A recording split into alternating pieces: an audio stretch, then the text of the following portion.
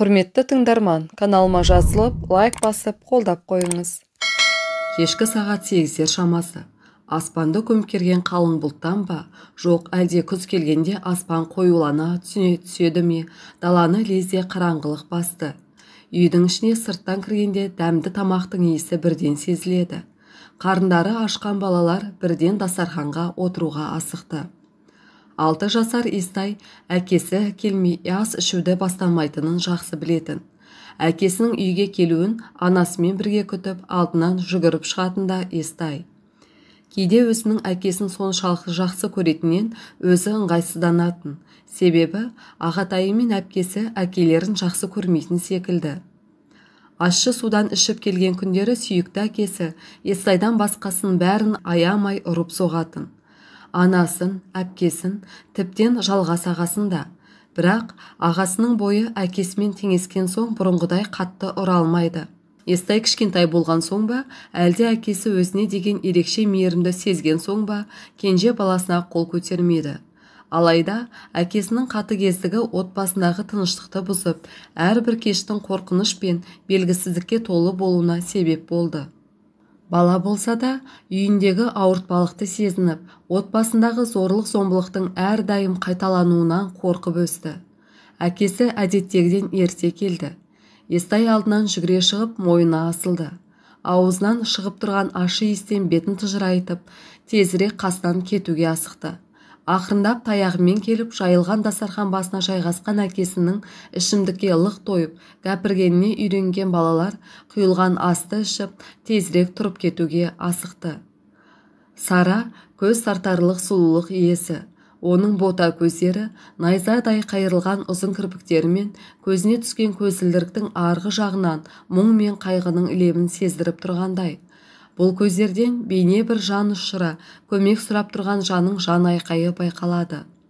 Толқынды, жұмсақ шаштарын жинап, желкесіне түйіп қойса да, шаштарының бірнеше бұйрасы тыңдамай, еркін жайылып тұр. Табиғатынан нәзік, толағай айдай әппақ келіншек, осындай маскүнем еркектің қасында қалай тап болды екен деп ойларсың. Сұлулығы мен нәзіктігі оны бөтен, қатал әлемнен құтқаруды сұрап тұрғандай. Мақсат бір кездері тепсе темір үзетін өр мінезді, қайратты жігіт болатын. Ішімдік дегенге мүлде жоламайтын парасатты жан еді. Ал Сара болса жетімдер үйінде өскен, өзіне сенімсіз, өмірдің қатал сынынан өткен қыз. Мақсат оның құтқарушысы, арқа сүйер азаматы болатындай көрінді. Беймәлім сезімге ерік беріп, өзінен бірнеше жас үлкен, оның үстіне әйелі қайтыс болған, бір баласы бар еркекке тұрмысқа шықты. Анасыз қалған баласына қамқор болып бар мейірімін сыйлады. Күйеуіне де жақсы әйел болуға тырысты. Жас ұлғайған сайын тұрмыс тауқыметі әйелдердің сұлулығын алатыны белгілі. Бірақ Сараның бойындағы сұлулық солмады. Керісінше, оның тартымдылығы уақыт өткен сайын арта түсті. Оның бойындағы табиғи сұлулық пен нәзіктік кез келген адамды өзіне баурап алатын. Тек ер адамдар ғана емес, қарттары да, балалар да, тіпті жануарлар да оның жанында болуды қалап тұратын. Сара мен Мақсаттың тұңғыштары дүниеге келгенде, олар өздерін ең бақытты жандар санайтын. Бірақ уақыт өте келе, Мақсаттың Сараға деген сезімдері қызғанышқа айналды. Әйелінің сұлулығын басқалар түгілі өзінен де қызғанатын күйге жетті. Сараның кірпияз мінезіне тәнті болып, оған мақтау айтқан адамды көрсе, Мақсаттың іші алай-дүлей болып, өздігінен ашуға булығып, жанжал шығаратын. Сараның айналасындағы адамдардың оған деген сүйіспеншілігі мен құрметі Мақсаттың жүрегіндегі қызғаныш отын лаулатып, олардың қарым-қатынасын қиындата бастады. Мақсат өзін әйелінің алдында әлсіз, бейшара сезінгісі келмеді. Ол неге екенін өзі де түсінбейтін. Бірақ әйеліне деген махаббат біртіндеп өшпенділікке айналып бара жатты. Сараның сұлулығы мен мейірімі оны таңғалдырса да, Мақсат оған лайық емес екенін сезініп, ішкі қыжылмен арпалысатын. Әйелінің барлық қорлығына төзіп жүргені оның ашуын одан сайын өршітті. Сара барлығына да шыдады. Тіпті Естайдың дүниеге келуі олардың қарым-қатынасына өзгеріс әкелетіндей көрінді. Бірақ бұл үміт ұзаққа созылмады. Мақсат бірте-бірте ішімдікке құмарлана бастады. Әр ішкен сайын оның әйеліне деген қатыгездігі арта түсті. Сүйікті әйелі енді соққыға жығылатын, ал Сара бұған шыдаған сайын Мақсаттың озбырлығы күшейе берді. Бір күні ол ішімдікке сылқия тойып келіп, ұйықтап жатқан Сараның бетіне үңілді. Ай сәулесі әйелінің жүзін ерекше нұрландырып тұрғандай. Бірақ бұл көрініс оның қызғаныш пен өшпенділік сезімін оятты. Өзіне тосқауыл бола алмады. Тиістерге сылтау таппай, Мақсат қолына сақал қырғышты алып, әйелінің бетін осып жіберді. Талай рет басынан алған соққының салдарынан Сара естайды босанар сәтте көзіне зақым келтіріп, көру қабілеті нашарлаған еді. Бірақ қалың көзілдірік те оның табиғат берген сұлулығын жасыра алмады. Оның сұлулығы мен шыдамдылығы бәрібір де көздің жауын алып, айналасындағы адамдарды өзіне тарта берді. Сараның өмірі қиындыққа толы болғанына қарамастан, оның бойындағы нәзіктік пен қайсарлық бақытты өмірге деген сенімін жоғалтпады. Дастархан басындағы ауыр үнсіздік әдеттегідей Мақсаттың ашу-ызасына ұласты. Қасындағы балалар да, Сара да оның кезекті жарылысын күткендей үреймен қарап отыр. Жалғас пен Сәбира дастарханнан тұруға әрекеттеніп еді, Мақсат қолындағы таяғын жерге гүрс еткізді. Бұл оның орындарынан қозғалмаңдар деген бұйрығы еді. Сара әлдене айтпақ болып аузын ашқан сол, Мақсаттың таяғы оның бетінен салып өтті. Көзілдірігі бір сәтте қанға боялды. Бұрын соңды анасы мұндай күйде көрмеген Сәбира шыңғыра жылады. Жалғас әкесінің әйеліне қарай төнген қимылына тосқауыл болуға тырысты. Бірақ күші басым ересек адам оны итеріп тастап, Сараны одан әрі ұра берді. Олып жатқан сұмдыққа шарасыз қарап қалған Естай өксігін ішіне жұтып, көз жасын әкесіне көрсетуден қорықты. Қаны сорғалап, есінен танып құлаған анасының үстіне әкесі тағы да тепкісін жаудырды. Неге, не үшін деген сұрақтар балалардың санасында мәңгі қалғандай. Сара талықсып, орнынан құлады. Бұл сәтте Жалғас дауысын көтеріп Сәбираға «Тезірек, жәрдем шақыр» деп айғайлағаны сол, әкесі талып жатқан әйелін одан сайын тепкіге салды. Оның не үшін және не себептен мұндай зұлымдылыққа баруы түсініксіз еді. Жалғас 16 жасар жеткіншек, әкесіне алғаш рет қарсы шықты. Өгей анасын арашалау үшін қол көтерді. Көз жасына ерік берген Естайдың есінде қалғаны осы ғана. Қайсенов Абылай Әзімханұлы, 48 жастағы тәжірибелі тергеуші. Ол ауыр қылмыстарды ашудағы жетістіктерімен танымал және өз жұмысын шын жүректен сүйеді. Әрбір істі қолға алғанда нәтижеге қол жеткізбей тоқтамайды. Қайсеновтың мінезі қатал әрі бірбеткей, екі жүзділікті жек көреді, өз пікірін ашық білдіреді.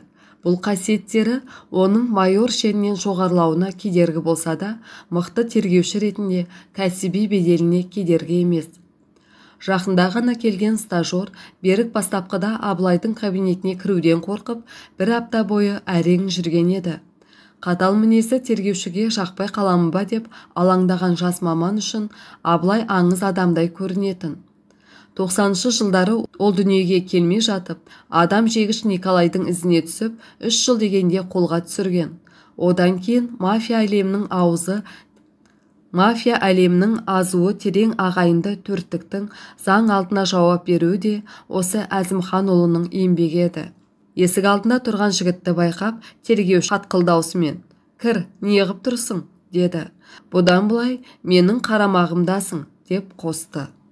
Өзіне сенбей сасқан Берік қағаздарын жерге шашып жібермей ұстап үлгерді. «Мынау сіз сұратқан қағаздар, барлығын дайындадым», деді Берік тергеушінің сұсты көздеріне қарап. Абылай ішінен, жас болса да алысқа баратын жігітке ұқсайды деп ойлады да, стажера келген қағаздарды асықпай қарап шығуға кірісті. Кеше қала сыртындағы бөгет жағасынан ер адамның мәйіті табылды. Жас шамасы 45-те, суға тұншығып өлгенге ұқсайды. Алайда басынан қатты затпен жарақат алған. Оң аяғында зақым бар, бірақ ол бұрыннан бар секілді. Қалтасындағы заттары түгел, ұрлық емес. Мәйіттің кім екендігі анықталып, жақындарына хабар берілді. Былай қарасаң, бұл қылмысқа ұқсамайтын жағдай. Ішімдікке сылқия тойған адам суға шомылуға кіріп, батып кеткендей көрінеді. Алайда басынан қатты затпен ұрған. Оны тергеуші өз көзімен көрді.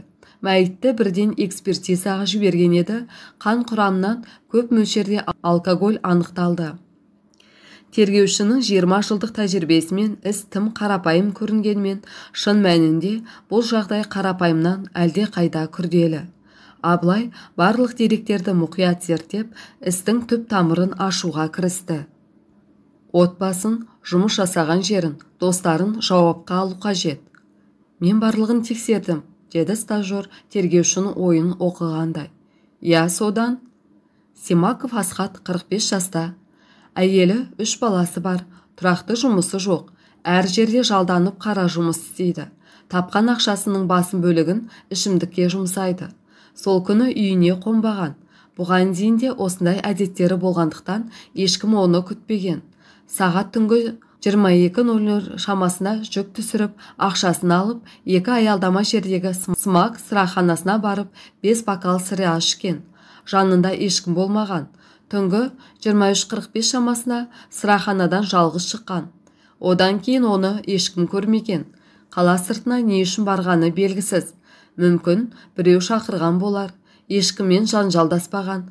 Көпшілік оны тұйық адам деп сипаттайды.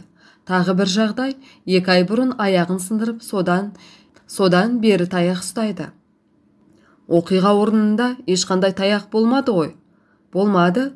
Мүмкін оны сол таяқпен ұрып. Мүмкін. Оқыста ішкен адамды өлтіріп суға лақтырған секілді, деді майор. Мен олай ойламаймын. Түсіндір. Көршілерінің айтуынша, 1 апта бұрын Семаков әйелін қатты соққыға жығып сабаған. Бірнеше күннен соң есін жиған әйел ауруханадан қашып кеткенге ұқсайды. Ешқайда арызданбаған. Сенің ойынша, Семаков та әйелі өлтіру мүмкін бе? Әйелінің өзі болмаса да сыбайласы болу мүмкін. Жаңа ғана қызықсыз көрінген маскүнемнің ісі енді жаңа бір көрініс алғандай. Абылай іштей стажердің тапқырлығына тәнті болса да, онысын білдіруге асықпады. Қандай болса да қылмыстың аты қылмыс. Тергеуші оның түбіне жетуі қажет. Ілгіште тұрған қалпағын басына киді де, не қарап тұрсың, кеттік, деді. Сара жыламады. Денесі әлі суый қоймаған күйеуін жоқтап, өтірік те болса көзіне жас алмағанына, Абылай таңырқайда, сүйсіне де қарады. Болмысы нәзік болса да, мықты әйел деп ойлады ішінен. Маңдайындағы қанталаған тыртық әлі де көрініп тұр. Көзінің астындағы көгерген іздер көзілдіріктің арғы жағынан сығалап тұрғандай. Сұлу бейнені қанша бұзуға тырысса да, бетіне тыртық пен сыза түсірсе де, дегеніне жете алмағандай. Гаухар тасты қанша лайласаң да, сындырсаң да, ол гаухар болып қала береді. Сараның бейнесін дәл сол гаухарға теңеуге болады. Тек оның тұнық көздері осынша нәзік әйелге тым суық көрінеді. Суық әйнек секілді. Әлдене жасыратындай. Ол тергеушілерге осыдан 1 апта бұрын оңбай таяқ жегенін, мұның үйреншікті жағдай екенін де айтты. Қылмыс болған күні күйеуін көрмегендігін, сол күні ауруханада болдым деп ақталды. Не үшін арызданбадыңыз? Деп сұрады берік әйелге аяныш сезіммен. Арызданғанда қайда барамын, деді Сара. Көп болса, бірнеше тәулікке түрмеге жабар. Кейін шыққан соң бұл жағдай қайталанады. Ал менің балаларыммен баратын ешкімім жоқ. Қанша әйел маскүнем күйеулеріне шыдап келеді. Бірі балалары үшін, бірі абырой үшін. Ал енді бірі баратын жер жоқ. Толықтай күйеуіне тәуелді болғаны үшін. Белгісіз сезім бойын билеген тергеуші орнынан тұрып, бөлмені айнала қарай бастады. Әрбір бұрыш, әрбір зат әйелдің ішкі әлемдегі қайғы мен өшпенділіктің куәсі болып көрінді. Күйзеліс пен қиындықтың күрделі араласуында өмір сүрген әйелдің әңгімесі тергеушінің жан дүниесіне әсер еткендей. Үлкен ұлыңыз колледжде оқиды екен, сөйлессем болады ма? Деп сұрады тергеуші. Я, бірақ бір нәрсені білгеніңіз жөн. Ол менің туған ұлым емес. Асхаттың бірінші некедегі баласы. Анасы ертеректе қайтыс болған. Мен оны өз баламдай көремін, деді Сара. Тергеушілерді көрген жалғас қобалжып, әлденені жасырып отырғандай дұрыс жауап бергісі келмеді. Әкеңізбен жиі сөзге келіп тұратын ба едіңіз? Ол үнемі ішімдік ішіп, бізге қол көтеретін. Ал сіз ше, оған қол көтердіңіз бе? Жалғас қолдау күткендей Сараға қарады. Ол оның ойын түсінгендей сұраққа өзі жауап берді. Жалғас ешқашан әкесіне қол көтерген емес. Сол күні мен ес-түссіз жатқан кезде балалар қатты шошыды. Ал әкесі мені өлтірмекші болған. Сол кезде Жалғас араша болып, әкесіне алғаш рет қол көтерді. Егер ол сол іске бармағанда, мүмкін мен араларыңызда отырмас па едім. 17 күні сағат 21:00 мен түнгі 1 аралығында қайда болдыңыз? Деп сұрады тергеуші. Үйде, деп Сара тағы да баланың орнына жауап берді. Тергеуші Жарасқа қарады. Үйде, деді Жарас сенімсіз дауыспен. Кім растай алады? Деп сұрады тергеуші. Жалғас үндемеді. Оның орнына тағы да Сара жауап берді. Балалар, ол үйде болғанын балалар ғана растай алады. Сәбира мардымды ештеңе айта алмады. Сол күнгі оқиғаны есіне түсіргісі де келмеді. Әкелері өлтірілген күні ағасын біресе үйде болды деп, біресе болған жоқ деп шатастырды. Баланың үлкен стресс алғаны анық. Ол әкесінің жоқ екеніне сенгісі келгенімен әлі де сене алмайтындай көз жасына ерік берді. Бөлменің бұрышына бүрісіп отырған Естай тергеушілерге де, анасына да, бауырларына да жақ ашпады. Баланың психикасы соққы алғаны көрініп тұр. Осы жердегі қырғын төбелестің куәсі болды. Сол оқиғадан кейін мүлдем жақ ашпайды, әкесін іздейді, деді анасы күрсініп. Сұрақ барысында мақсаттың ешкіммен ренжіспегені, жұмысында артық әрекет көрсетпейтіндігі анықталды. Түсініксіз жағдай, деді Абылай қалпағын қолына айналдырып. Сен не ойлайсың? Деп сұрады стажердан. Әйелімен үлкен ұлы әлдене жасыратын секілді, әлі де ақпарат жинау қажет. Жасыратыны анық, тек жасырғаны үшін біз оларды қылмыскер санай алмаймыз. Сен көршілерге, ал мен әйелі жатқан ауруханаға барамын. Мүмкін жаңа мәліметтер анықтармыз, деді Абылай. Берік қылмысқа қатысты жаңа ақпарат алу үшін көршілердің барлығына жауап алды. Бірақ олардан істің алға басуына ықпал ететіндей нақты мәлімет ала алмады. Марқұмның ішімдікке құмарлығы, әйелінің биязы мінезі мен жақсы адам екендігі туралы айтылды. Көршілердің айтуынша, Сара күйеуінің тепкісіне ұшыраса да, оның жамандығын жасырып, балаларға жақсы ана болуға тырысқан. Абылай ауруханадан алған ақпараттың мәнін түсінуге тырысты. Сараның берген жауабы мен дәрігердің мәлімдемелері бір-біріне сәйкес келмейтінін байқады. Әсіресе басына қатты соққы алған әйелдің тірі қалуы екіталай болғанмен, бір аптаның ішінде қалай аяққа тұрғаны таң қаларлық еді. Сара ауруханадан толық айықпастан шыққан. Дәрігердің рұқсатынсыз қалай және қайда кеткені белгісіз болып қалды. Кейін ауруханаға қайта бармайтынын, жақсы болғанын хабарлап қоңырау шалған. Ол бір апта ес-түссіз жатты ма? Деді тергеуші сенімсіздік білдіріп. Алғашқы 2 күні реанимацияда, кейін палатаға шығарылды. Бірақ бірден аяққа тұрып кетуі мүмкін емес жағдай, деді дәрігер. Сол аралықта күйеуі келді ме? Жоқ, балалары келді. Бірақ күйеуін көрген емеспін, ұмытып барамын. Әпкесімін деп бір әйел адам келді. Зардап шегушіге қатты ұқсайды. Ол ешкімім жоқ деген еді ғой. Аты жөнін қалдырды ма?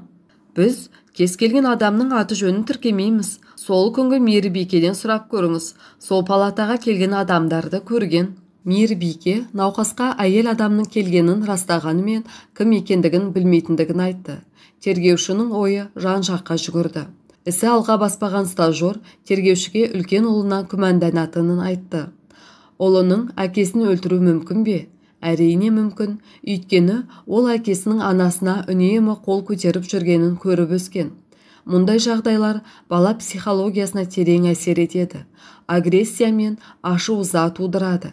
Егер әкесі сыраханадан шыққаннан кейін су маңына ертіп апарып, өзінің таяғымен ұрып өлтіретін болса, бұл сценарийдің орын алу ықтималдығы жоқ емес. Ал әйелі ше? Ауруханадан енді ғана шыққан әлсіз әйел күйеуін өлтірмек түгілі, оған қарсы келуге де шамасы жетпес. Оның үстіне оны өлтіруге қандай себеп болуы мүмкін? Мүмкін шыдамы таусылған шығар, бірақ әйел әлсіз болғандықтан оны өлтіру үшін басқа әдіс қолдануы керек еді. Сараның тым сабырлы әрі суық бейнесі әлсіз адамға ұқсамайды. Абылайдың ішкі түйсігі бұл әйелден күдіктенсе де, ақылмен қарағанда мұның мүмкін емес екенін айтады. Бала үлкендерге қарағанда ештеңе жасыра алмайды, өйткені оның санасы өтірік айтуға қалыптаспаған. Ересектер секілді ішінен бүкпелеп, өтірік құрастыруды білмейді. Абылай Естай баратын балабақшаның алдында ұзақ тұрып қалды. Санасы әлі толық қатаймаған баланы сұрақпен қинағысы келмеді. Оның үстіне бала болған соң оқиғадан кейін сөйлемей қалды деген сөздің қаншалықты рас екенін білу қиын. Әйтеуір, іздеген сұрақтарының жауабын осы баладан алатын секілді көрінгендіктен тергеуші тәуекел етуге бел байлады. Ата-анасының рұқсатынсыз балаға бөгде адамның жақындауына болмайтынын жақсы білген Абылай алдымен балабақша меңгерушісіне кіріп, Естаймен сөйлескісі келетінін айтты. Меңгеруші рұқсат бергенімен баланың тұйықталып, сөйлемей қалғанын ескертті. Бір бұрышта жалғыз отыратын Естай тергеушінің жанына жақындағанын көрсе де, басын көтеріп қызығушылық танытпады. Бала өз әлемінде тереңдігіне батып кеткендей, ешкіммен ісі жоқ. «Сәлем балақай, мынау саған» деп қолындағы шоколадты ұсынды. Бірақ онысымен де баланың қызығушылығын оята алмады. Естай шоколадты жаймен ғана алғанымен төмен түсірген басын көтермеді.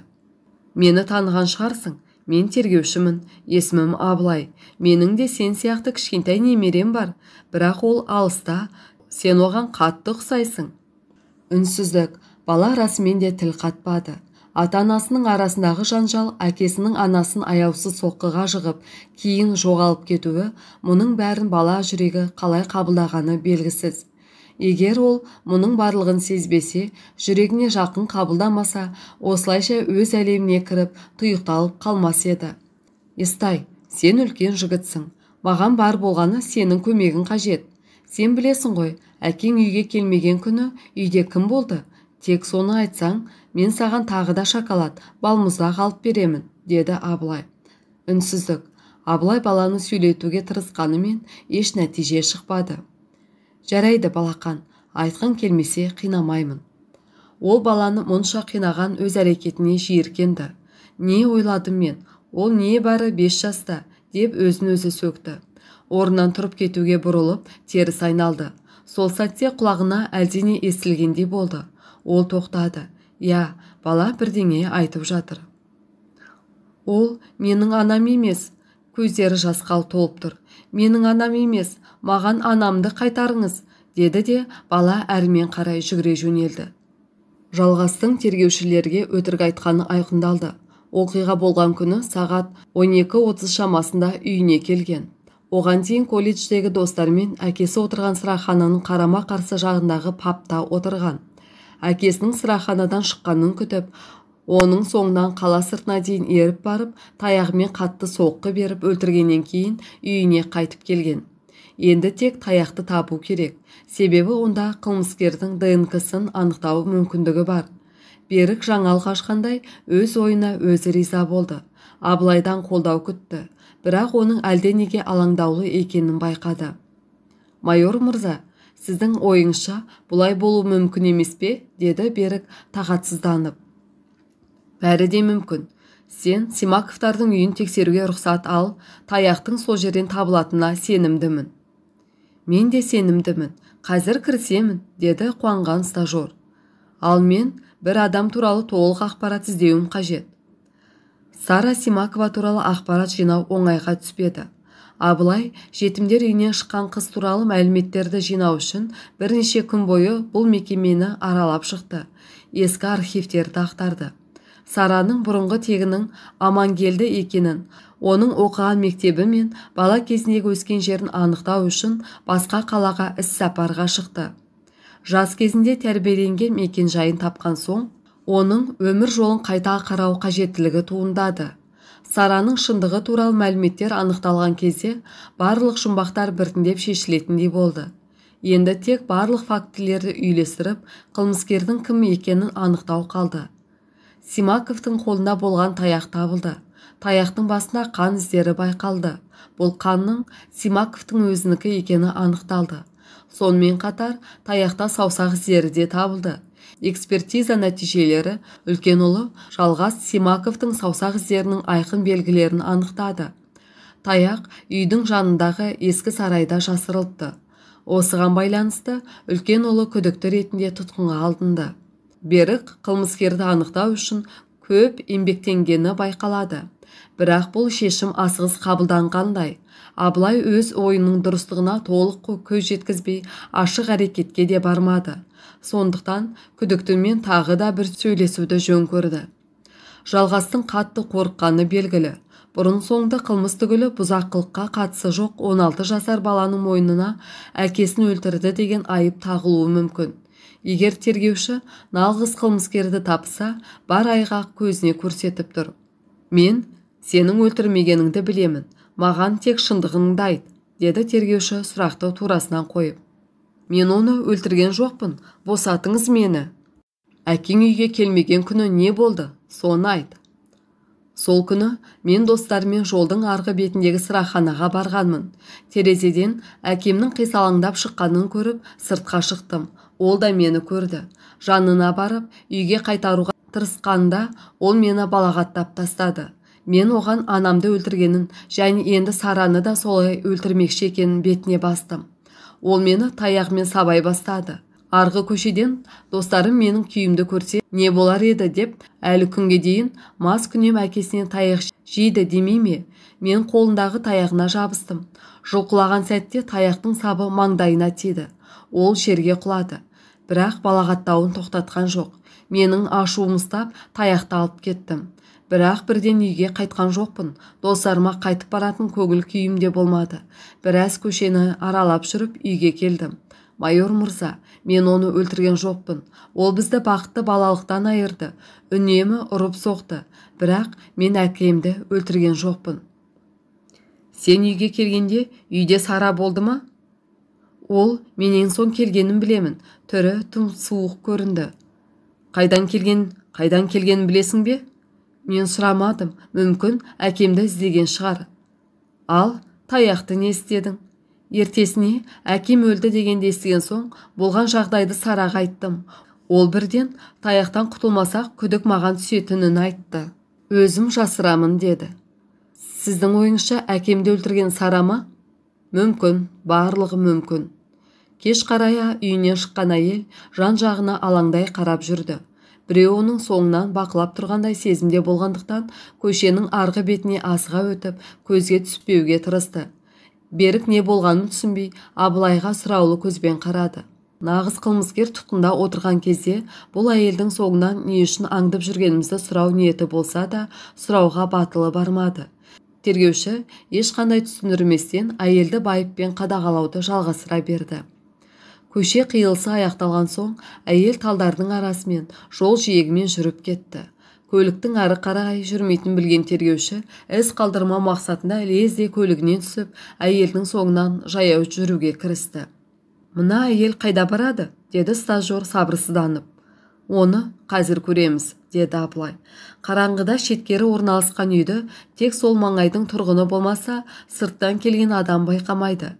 Әйел жан жағына тағы бір рет мұқият қарап, ешкімнің көріп тұрмағанына көзі жеткен соң, қараңғы үйге еніп кетті. Абылай көп ұзамай оның соңынан үнсіз үйге кірді. Ал Берік сыртта күтемін деп есік алдында қалды. Үңгірде қараңғылықта ештеңе көрінбеді. Тергеуші қолындағы фонарды жағып, жан жағына сақтықпен көз жүгіртті. Жарықтың әлсіз сәулесімен оған теріс айналып тұрған бір бейне көрінді. Қатира аман келді. Сіз адам өлтіргеніңіз үшін тұтқынға алынасыз, қарсылық көрсетпеңіз, деді Абылай қатқыл дауыспен. Әйел жарыққа көзін сығырайта қарады да бірте-бірте екі қолын көтерді. Тергеуші артынан тиген соққының қаттылығынан теңселіп кетті. Тепе-теңдікті сақтап қалуға тырысты. Бірақ екінші ауыр соққы оны жерге құлатты. Оның құлағына айқай шудың, әйелдің шыңғырған дауысы жетті. Сол сәттен кейінгісін есіне түсіре алмады. Көзін баяу ашқанда алдында тұрған стажерді көрді. Тұруға ыңғайланып еді, бірақ төбесі солқылдап қайтадан жерге құлады. «Жатыңыз, сізге тұруға болмайды», деді стажер оқыстан. «Сараны ұстадың ба? Маған не болды?» «Айтсам сенбейсіз, ол жерде 2 Сара болды, яғни Сара және оның егізі». Тергеуші ақиқаттың анықтылығына қуанып, көзін жұмып терең дем алды. 3 күндік іс-сапар барысында ол Сара Амангелді туралы шындықты анықтап, күдігін сейілту үшін оны мұқият бақылаған еді. Егер стажер сол сәтте сыртта қалмағанда, бұл шындық ешкімге мәлім болмай, қылмыс жабылу күйде қалар ма еді, кім білсін. 80-ші жылдардың барысында Сараның анасы 1-ші курста оқып жүрген кезінде аяғы ауырлап қалады. Жігіті жауапкершіліктен қашып, жас қызды жалғыз тастап кетеді. Ауылына қарабет болып орала алмайды. Ол жасанды түсік жасатуға тым кеш болғандықтан дүниеге егіз қыз әкеледі. 2 бірдей балаға ана бола алмайтын түсінген қыз нәрестелерін перзентханада қалдырып, өзі із-түзсіз жоғалады. Шарасыз қалған 2 сәбиге есімді сол жерде жүрген дәрігерлер қояды. Сара және Қатира. Ал Амангелді деген анасының тегі еді. 7 жасқа дейін жетімдер үйінде өскен егіз қыздардың өмір жолдары 2-ге бөлінеді. Қатира пысық, қатал мінезі болып өседі. Ал Сара керісінше мейірімді, жұмсақ мінезімен ерекшеленеді. Бірақ оларды біріктіретін бір нәрсе бар еді. Табиғаттың сыйы, ерекше сұлулықтары. Көрген адамның бәрі бұл қыздардың айрықша жүздеріне тәнті болады. Пысық Қатираны бір отбасы асырап алады. Ал Сара сол жетімдер үйінде қалады. Осылайша 2 қыздың тағдыры 2-ге бөлінеді. Арада 20 жыл өткен соң Қатира сыңарын іздеп тауып, оның тағдырын біледі. Сіңілісінің кеуінен таяқ жеп, хал үстіне жатқанын көргенде Қатира қатты ашуланады. Әлсіз, ешкімі жоқ жетім қызы осындай жағдайға жеткізген адамнан сіңілісі үшін кек алғысы келеді. Сара есін жиған кезде өз көзіне сенбейді. Кезінде жоғалтып алған сыңары, жанашыр әпкесі, оның жанында. Сараны аяққа тұрғанша бұл жерден алып кетіп, өзі қамқор болатынын айтады. Бірақ Сара балаларына алаңдап, оларды тастап кете алмайтынын түсінеді. Сол кезде Қатира батыл шешім қабылдайды. Сараның образына еніп, өзіне дене жарақатын жасап, сыңарын орнына өзі келеді. Егіздер бір-біріне қатты ұқсағандықтан ешкім оның Қатира екенін ажырата алмайды. Тіпті бірнеше жыл отасқан Сараның жұбайы да оның әйелі емес екенін байқамайды. Тек кішкентай ғана Естай қанша өзіне тартса да, анасынан бұрынғы мейірім сезілмейтіндігін, оның мүлдем басқа адам екенін бірден сезеді. Симаковты оқыстан өлтіру ешқандай жоспарда болмаған еді. Қатира жоғалтқан негізін бұл озбыр адамнан құтқарғысы келді. Ішімдікке тойған күйеуі ешқандай жаны ашымайтындығына, өзімен қоса балаларын бір күні болмаса мүгедек ететініне көзі жетеді. Қылмыс болатын күні ол әдетінше Сараны жасырған үйге қарай бет алады. Күйеуінің әзір келмейтініне көз жеткізу үшін күнде бас сұғатын сыраханасын бір тексеруді жөн көреді. Көшеде әкесі мен баласының дауласып жатқанын көріп арам ой келеді. Жалғас таяқты алып кеткен соң күйеуінің жанына барады. Түн ішінде әйелін көрген Симаков ашуға мініп, оны балағаттай бастайды. Әйел бөгетке қарай бет алады. Өйткені ол жерге жаяу баруға бірнеше минут қана қажет еді. Ақсаңдап жүрген күйеуінен қашқандай болып, әйел сол бағытқа қарай жүгіреді. Симаков ақсаңдай басып, әйелінің соңынан ереді. Судың жағасына жеткенде, ол әйелден көз жазып қалады. Қараңғылықтан ештеңе көрмей, жан жағына қарайды. «Әй қатын, қазір сазайыңды беремін», деп айғайлайды. Сол кезде тасадан шыққан Қатира оны маңдайдан таспен 2 ұрып, суға итеріп жібереді де тасты суға лақтырады. «Әйеліңе, балаларыңа көрсеткен озбырлығың үшін, сұмырай, жазаңды ал», деп тезірек оқиға болған жерден ізін суытады. Қатира жазаған қылмысын мойындайды. Сыңары үшін мұндай қадамға барғанына еш өкінбейтіндігін де айтады. Абылайды алыстан таныған Естай жүгіре келіп, оның мойнына асылады. Кіп-кішкентай қолдарымен құшақтап, тергеушіні үйге қарай жетектейді. Бұрынғыдай емес, бала тілмен өзінше әңгіме айтып келеді. Сара тергеушіні көріп сәл жымиды. Оның жылы жүзі жан жағын жадыратып жібергендей. Сыңарыңыз екеуіңізді ажырату мүмкін емес. Түріміз ұқсағанымен, мінезіміз ұқсамаған. Мен Асхатқа өлім тілеген емеспін. Болар іс болды. Сізді артыңыздан оқыста ұрғаным үшін кешірім сұраймын. Сізді егізіңіздің сыбайласы емес екендігіңізді дәлелдеу оңай болмады. Егер сізді түрмеге жапса, мына балаларға не болатын еді? Абылай Әзімханұлы, сізге сол үшін ризамын. Осы күні Естайда папасын көп іздемейтін болды. Мүмкін енді келмеске кеткенін түсінген шығар, деді ойнап жүрген баласына қарап. Сот амнистиясымен Қатираны 1 жылдан соң бостандыққа шығарады. Сізге соны шеке айтуға келген едім. Аман болыңыз. Зорлық-зомбылықтың куәгері болған адам әлемге, адамдарға деген сенімін жоғалтады. Бірақ Сара бойындағы адамгершілік пен шыдамдылықтың арқасында бақытты өмірге ұмтылды. 20 жыл бұрын жоғалған сыңары келіп, өзгеріс енгізбегенде, ол шыдамы жетер ме еді? Бақытқа қалай жетер еді? Әр әйел дені сау ұрпақ тәрбиелеп, балалардың болашағы жарқын болғанын қалайды. Сол үшін күреседі, шыдайды.